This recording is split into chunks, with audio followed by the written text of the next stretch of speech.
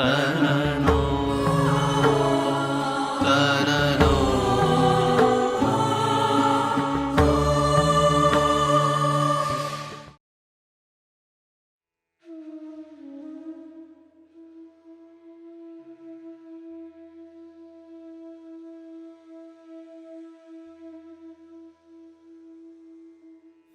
विवादे विषादे प्रमादे प्रवासे जले चानले पर्वते शत्रुमध्ये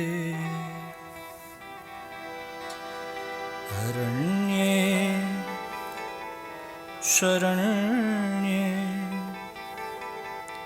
सदा मां प्रपाहि गतिस्त्वं गतिस्त्वं त्वमेका भवानी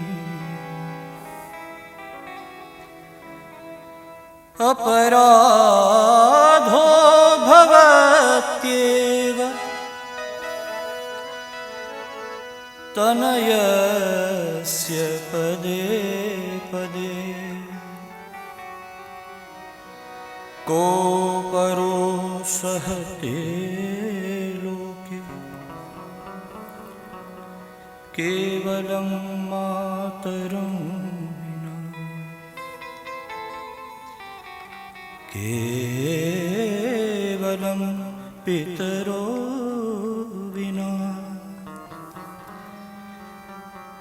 केवलं सद्गुरुं विना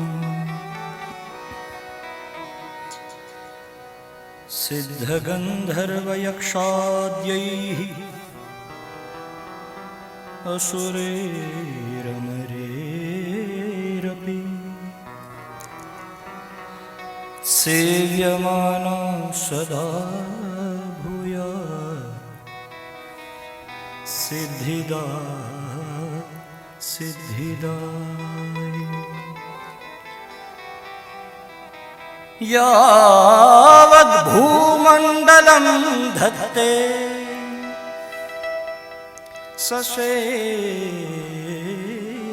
सशैलवनकाननं तावत् तिष्ठति मेदिन्याम् सांदीपनिकेतनम्।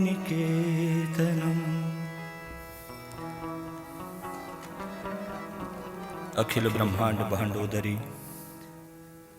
करुणा वरुणालय उद्भव स्थिति संहार कारिणी क्लेश हारिणी सर्वश्रेयस्करी माँ करुणामयी मात के चरणों में अनंत कोटि दंडवत करते हुए, माँ सांदीपनी को प्रणाम करते हुए, अखंड मंडलाकार सचराचर जगत जिनसे व्याप्त है उस तत्व को जिसने दिखाया, ऐसे गुरुदेव भगवान के चरणों में प्रणाम करते हुए,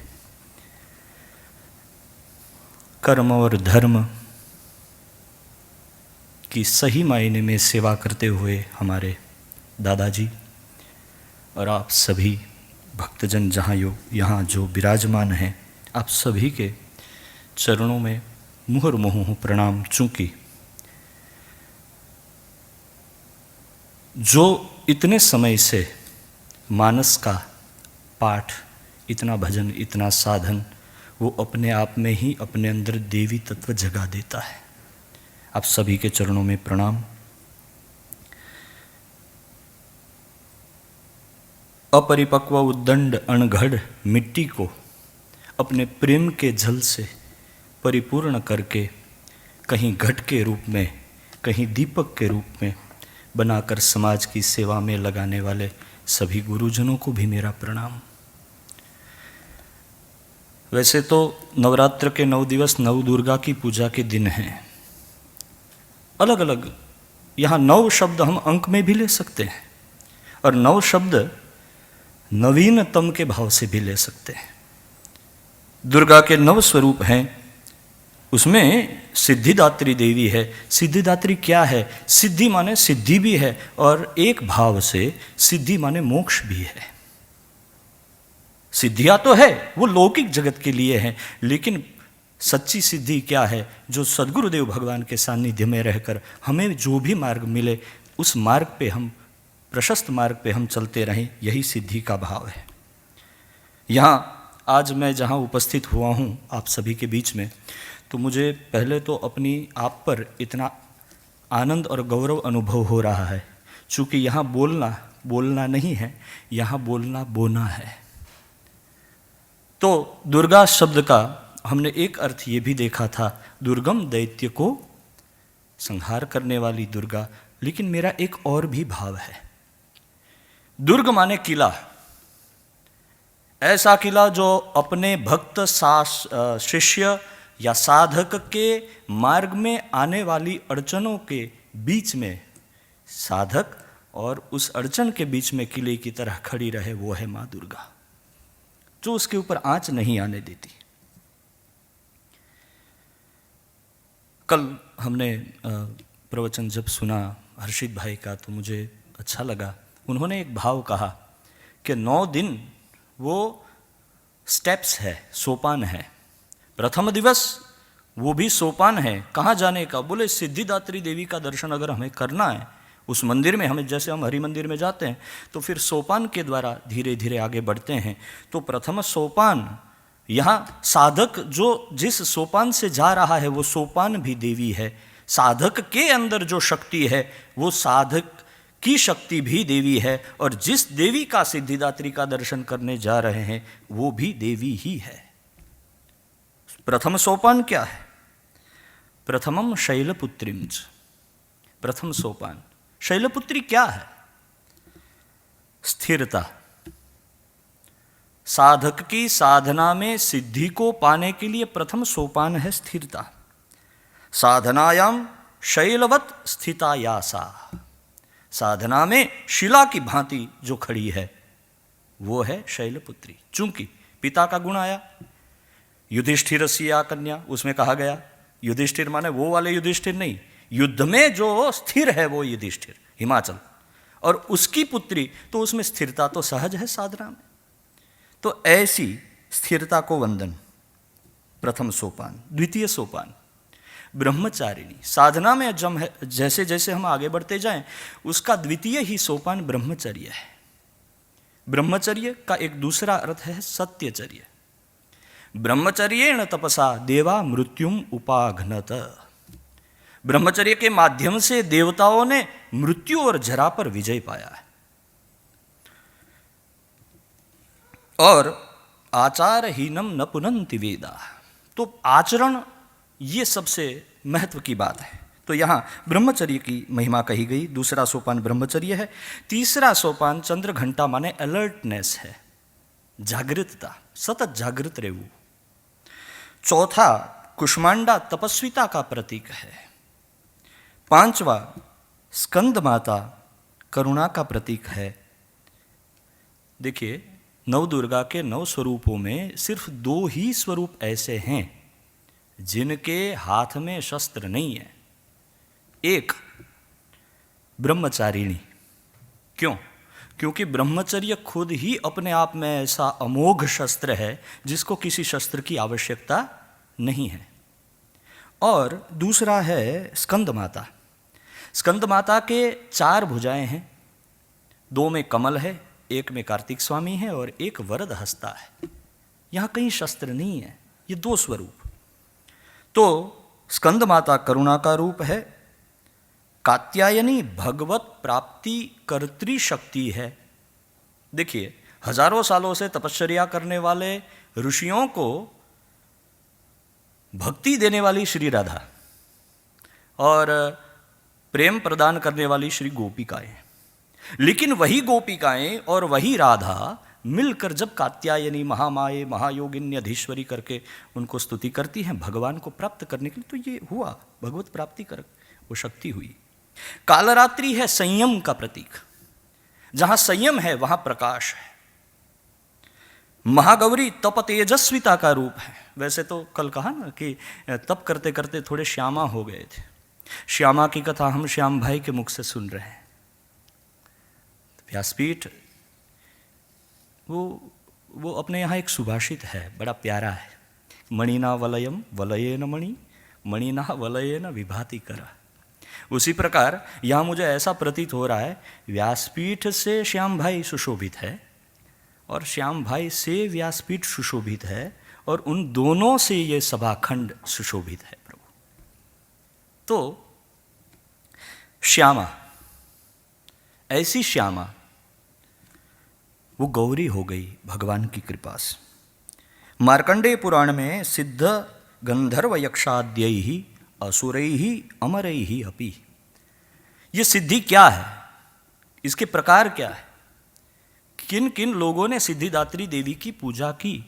देखिए उनके शब्द में ही पाणिनि व्याकरण के अनुसार सिद्धिदात्री माने सिद्धि को देने वाली, सीधा अर्थ है। सिद्धिदात्री देवी माने सिद्धि को देने वाली। तो प्रश्न होता है कि भाई उनकी उपासना कैसे हो। किसी ने बड़ी प्यारी बात कर दी, सिद्धि को प्राप्त करने के लिए कुछ करने की आवश्यकता नहीं है। गुरुदेव ने जो हमें मार्ग दिखाया उस पर हम ध्यान से चलें तो सिद्धि के पीछे दौड़ना नहीं पड़ेगा, सिद्धि अपने पीछे दौड़ेगी। The siddhis are not demanded, they are commanded. सिद्धि मांगने से नहीं मिलती लेकिन आचरण से मिलती है। मार्कंडेय पुराण के अनुसार 8 सिद्धियों का वर्णन अणिमा, महिमा, लघिमा, गरिमा, प्राप्ति, प्राकाम्य, ईशित्व, वशित्व आदि। अणिमा अपने आप को स्थूल रूप में छोटा करना, महिमा अपने आप को स्थूल रूप से बड़ा करना, लघिमा अपने आप को हाइड कर देना, छुपा लेना, गरिमा अपना वजन बढ़ाना। ठाकुर जी जब वजन बढ़ा लिए थे ना बचपन में, तो ऐसे। प्राप्ति अप्राप्त वस्तूनाम प्राप्ति ही, प्राकाम्य इच्छा की पूर्ति, ईशित्व सर्वशासनकत्व, सभी के ऊपर शासन करना, ये ईशित्व सिद्धि है। वशित्व वशीकरण आदि, उसके भी फिर कई प्रकार हैं, लेकिन मुख्यतः इतनी सिद्धियां बताई गई। यद्यपि माँ सिद्धिदात्री का स्वरूप जो है वह 4 भुजा वाला है। शंख चक्र गदा पद्मधारिणी, कमलासना, ऋषि देव गंधर्व राक्षस आदि के द्वारा वो पूजिता है। तो यहाँ असुरैहि अमरैहि अपि ऐसा शब्द लिखा है। असुर के द्वारा तो ठीक है, लेकिन अमरैहि मतलब तो अजराहा अमराहा देवाहा इति अमरः, अमरकोश के आधार पर अजर है, अमर है, वो देव है, तो वो देव का भाव है।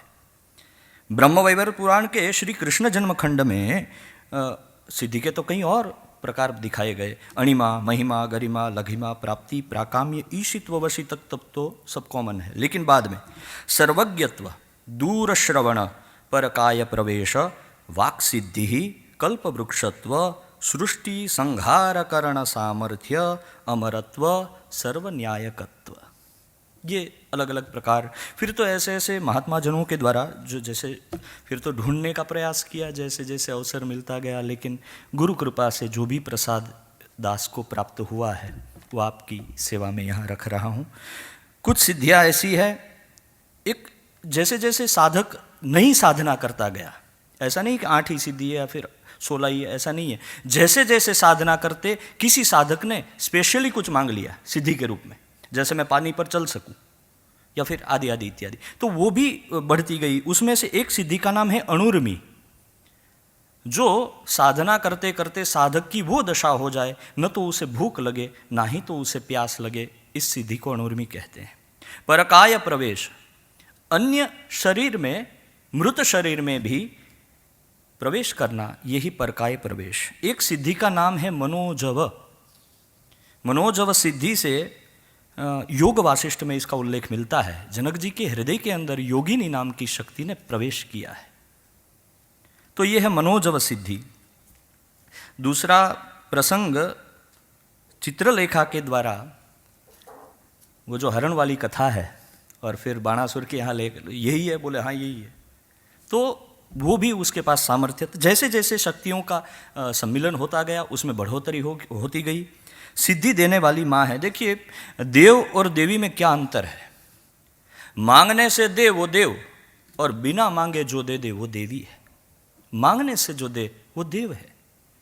जो छोकरो आयलो जतो होय, ठेह वागे ने पड़े तो बापा હોય બે નાખે, પણ જો માં હોય તો ખમ્મા મારા લાલને એમ કરીને એને ઉઠાવી લઈશ। यही फर्क है माँ में और पिता में। यद्यपि पिताजी का वहाँ भाव अच्छा ही है, वो तो उसे ऐसे गढ़ना चाहते कि वो फिर गिरे नहीं, लेकिन बिना मांगे जो दे वो है माँ। क्यारेक पोते मारे पण मारवा न दे ई माँ। वो माँ कभी सीता के रूप में है, वही माँ कभी राधा के रूप में है। सीता के रूप में हनुमान जी महाराज को दिया। अष्ट सिद्धि नौ निधि के दाता, असबर दीन जानकी माता। 8 सिद्धि और 9 निधि। देखिए, माँ जब देती है तो इतना कोटा नहीं देती कि उसके लिए पर्याप्त हो। जब माँ देती है तब वो इतना देती है कि वो उनके जो भक्त हो उनको भी ये दे पाए। अष्ट सिद्धि नवनिधि के दाता। न सिर्फ तुम अष्ट सिद्धि और नवनिधि को प्राप्त करोगे, हे हनुमंत, हम आपको वरदान देते हैं, जो आपका भजन करेगा अष्ट सिद्धि और नवनिधि उनकी दासियां होंगी। सीता जी ने दिया है। दूसरा वाला प्रसंग, उसका प्रमाण भी मिलता है कि मसक समान रूप कपि धरी, वहां वो दर्शन। और जस जस सुरसा बदन पसारा। कभी वो भगवान हनुमान जी बड़े हो जाते हैं, कभी छोटे हो जाते हैं। ये देखिए, इसमें रघुनाथ जी की कृपा नहीं है, इसमें माँ की कृपा है। और इसका पुष्ट प्रमाण हनुमान चालीसा में भी है, असबर दीन जानकी माता। लेकिन वो वाली बात अंत में तो आ ही जाती है कि जहाँ पर कृपा श्री राम की हुई, चूँकि राम जी की कृपा थी तभी तो वे वहाँ पहुँचे। तो यहाँ श्री राधा जी का एक प्रसंग सद्गुरुदेव भगवान के श्रीमुख से मैंने सुना था कि ब्रजमंडल में श्री राधा जी सभी को भुक्ति मुक्ति देने की युक्ति कर रही थी। जिसको भुक्ति चाहिए उसको भुक्ति दिया है, जिसको मुक्ति चाहिए उसको मुक्ति दिया है। सभी पात्र लेकर आके खड़े हो गए श्री राधा जी के पास और राधा जी से मांग रहे हैं, हे माँ हमें प्रदान करो। सभी को उनकी योग्यता अनुसार और उनसे भी विशेष राधा जी ने दिया है। लेकिन सभी कतार में खड़े हैं, एक जो है वो दोनों वृक्षों के बीच में ऐसे खड़ा है। माँ का ध्यान गया, उन्होंने कहा, ललिते जाओ जरा देखो वो कौन है। बुलाया, बोला आप वहाँ क्यों खड़े हो, क्या चाहिए आपको? बोले माँ मैं संकोच इसलिए अनुभव कर रहा हूँ, आपके पास ये सब जो खड़े हैं ना, उन सभी के पास तो पात्र है, मेरे पास तो पात्र भी नहीं है, क्या करूँ? तब माँ हंसी। राधा रानी ने अपने खुद के पास से पात्र लेकर उस साधक को दिया है। और वो साधक, देखो हम अपना पात्र लेकर जाएंगे तो उसकी कोई गारंटी नहीं है, क्यारेक फूटलू होय, पण जे पात्र गुरुदेव भगवान अथवा श्री राधाजी अथवा तो श्री बाके बिहारी जे आपे छे ए पूर्ण छे। तो राधा जी ने उसको पात्र भी दिया है और उसके अंदर भक्ति का भी प्रदान किया है। अष्ट सिद्धि के साथ अप्रगट स्वरूप में 9 निधियों की भी हम स्मरण कर लेते हैं। पद्मनिधि, महापद्मनिधि, नीलनिधि, मुकुंद निधि, नंद निधि, मकर निधि, कच्छप निधि, शंख निधि और खर्व निधि। पद्मनिधि सात्विक है, साधक को तेजस्विता देने वाली है, धर्म से स्वर्ण संचय की सिद्धि है और उस धर्म के द्वारा किया गया स्वर्ण धर्म में ही उपयुक्त हो, ये वाली सिद्धि है। अगर उसका दुरुपयोग किया तो ग्यू। दूसरा वाला महापद्मनिधि, वो धार्मिकता से द्रव्य प्राप्त होता है और वो द्रव्य धार्मिक कार्यों में ही उपयोग हो, ये दूसरी सिद्धि है महापद्म। तीसरी सिद्धि है नील निधि, वो सात्विक तेजस्वी स्वरूप साधक को प्रदान करने वाली है। इनके द्वारा जो लक्ष्मी महालक्ष्मी का प्रसाद मिलता है वो 3 पीढ़ी तक अविचल लक्ष्मी की प्राप्ति होती है। 3 पीढ़ी तक उसमें दूसरी या तीसरी पीढ़ी में और एक ऐसा कोई साधक जन्म ले ले तो फिर से वो रिन्यू हो जाएगा। मुकुंद निधि रजोगुणी, वो राज्य संग्रही है। नंद निधि राजस और तामस गुण से मिश्रित और कुल का आधार और उद्धार करने वाला जीवात्मा होता है। मकर निधि को प्राप्त करने वाले के पास अस्त्र शस्त्र का संग्रह पड़ा रहता है। कच्छप निधि तामसी है और संपत्ति का भोग कराने वाली है। शंख निधि एक पीढ़ी तक वो संपत्ति रहती है। और खर्व निधि जो मिश्रित फल कर्म के अनुसार देने वाली है। सिद्धियां तो अनेक हैं, लेकिन वो सिद्धि कैसे मिलती है? बोले सिद्धि प्राप्त करने के लिए हमें कोई नया यत्न करने की आवश्यकता नहीं है। सिद्धि नहीं, शुद्धि हमें प्राप्त करने का हमें हमारी योग्यता बनानी है।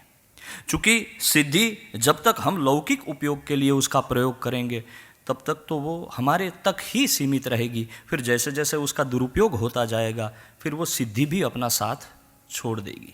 लेकिन जब शुद्धि है तो सिद्धि अपना साथ देती है। और सिद्धि से भी पर का एक स्टेप है जिसका नाम है भजन, साधन, गुरु भक्ति। प्रसंग मुझे याद आ रहा है, कोई सत्य त्रेतवा द्वापर की बात नहीं कर रहा, कलिकाल की बात कर रहा हूं। चांगदेव नाम के एक योगी महात्मा 1400 साल तक उन्होंने अपने योग बल से अपना शरीर टिकाए रखा है। लेकिन अपनी साधना के चलते उनके मन में थोड़ा अहंकार आ गया है। થોડું હોય એટલે એ લાગે, અને એ લાગ્યું એટલે એને એમ થયું મહારાષ્ટ્રમાં ज्ञानदेवजी नाम के एक भक्त विराजमान है, चलो उनकी परीक्षा करें, उनकी कसौटी करें। देखिए गुजराती में एक बड़ी अच्छी बात है, मुझे अच्छी लगती है, गुरुदेव के श्रीमुख से भी मैंने सुनी है। क्या टकवू, क्या अटकवू અને ક્યાંથી છટકવું, આ ત્રણ વસ્તુ જીવનમાં जो આવડી જાય तो લટકવું ના પડે। सिद्धि पाए हुए भी महात्मा लटक गए, चूंकि जब उनके मन में किसी की वो राग, द्वेष या ईर्ष्या या अभिमान कुछ आ गया तब वहाँ वो एक स्टेप नीचे आ गए। ऐसा ही कुछ चांगदेव के साथ हुआ है। चांगदेव जी ने महात्मा जी की कुटिया के पास जाते हुए अपना सामर्थ्य दिखाने के लिए एक सिंह की सवारी करी है, और हाथ में जो चाबुक था वो सर्प का बनाया है, परिचय देने के लिए कि मैं क्या हूं। जैसे ही वो सिंह प्रवेश करता है तो एक चबूतरे पर बैठे हुए भजन, ये तो भजन वाले महात्मा है, इसको सिद्धि से कोई लेना देना नहीं है। तो भजन वाले महात्मा सोचने लगे कि हाँ कोई महान योगी आए हैं तो उनका स्वागत तो हमें करना चाहिए। तो स्वागत करने के लिए उन्होंने क्या करा, चबूतरे को कहा चलो चबूतरे हम पधारे हुए महान योगी का स्वागत करें। जड़ चबूतरा चलने लगा है। तब जाके चांगदेव को पता चला कि ये तो मेरा भ्रम था, मैंने सिर्फ वशीकरण एक चैतन्य वस्तु पे किया है, लेकिन इन्होंने तो जड़ चबूतरे को चला दिया है। मेरे हिसाब से भजन से जो पका हुआ है वही चैतन्य है, जिसके अंदर भजन उतरा नहीं वही जड़ है। भले ही उसके अंदर जीव हो, प्राण हो, लेकिन वो जड़ ही है। 8 सिद्धि और 9 निधि का इस प्रकार से सुंदर वर्णन यथाशक्ति जिस प्रकार सेवा कराई गई। फिर से एक बार 2 कैटेगरीज होती है। लौकिका नाम ही साधु नाम अर्थम, चिट्ठी लेना आविए ने, लौकिका नाम ही साधु नाम अर्थम वाग अनुवर्तते, ऋषिणाम पुनराद्यानाम वाचम अर्थो नुधावती। एक कैटेगरी वो होती है जो शास्त्र में लिखा हो वही बोले, और एक कैटेगरी वो है जो बोले वही शास्त्र हो जाए, जैसे कि हमारे गुरुदेव भगवान। જ્યારે નાના હતા અને ગુરુદેવની કથા સાંભળતા તો એમ લાગતું ઓહો હિમાલયની ઊંચાઈ છે। પછી એમ થયું કે આપણે થોડુંક ભણી લઈએ, થોડુંક સમજી જઈએ, અને ભણ્યા પછી જોયું તો આકાશ જેવા લાગે છે। એટલે એનો પાર ન આવે, એનો પાર ન પામી શકાય। અંતે આજે આમ તો 9 દિવસ મને ભાવ હતો, પણ આજે ચોપાઈ દ્વારા મા ભગવતીની સેવા કરી અને પછી સમય પણ થઈ ગયો છે। તો जय जय जय गिरिराज किशोरी, जय जय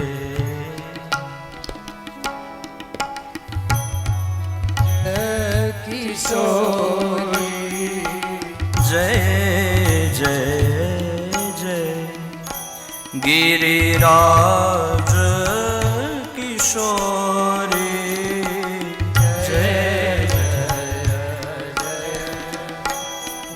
गिरिराज किशोरी जय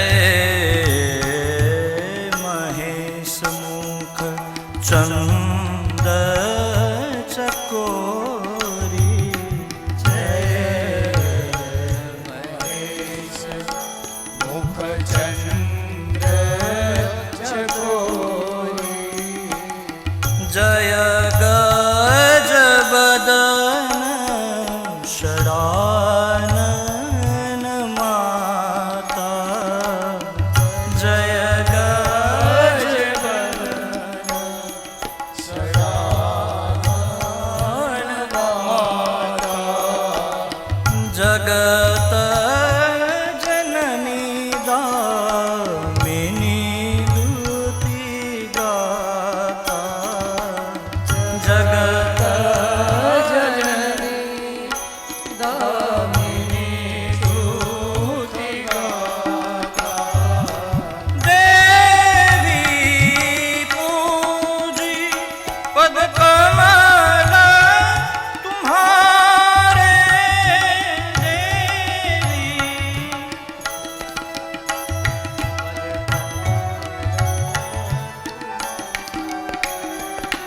सुर नर मुनि जन हो सुखारे सुर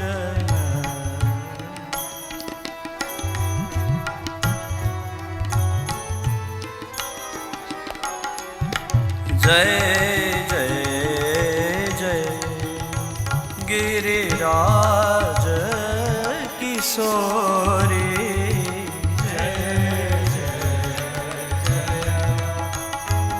गिरिराज किशोरी जय जय जय गिरिराज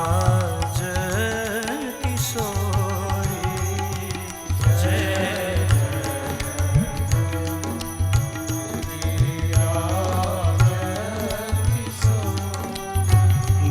गिरिराज किशोरी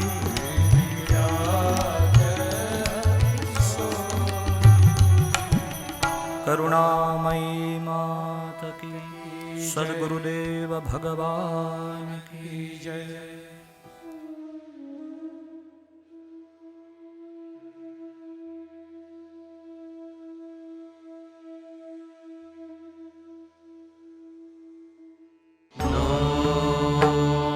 तनु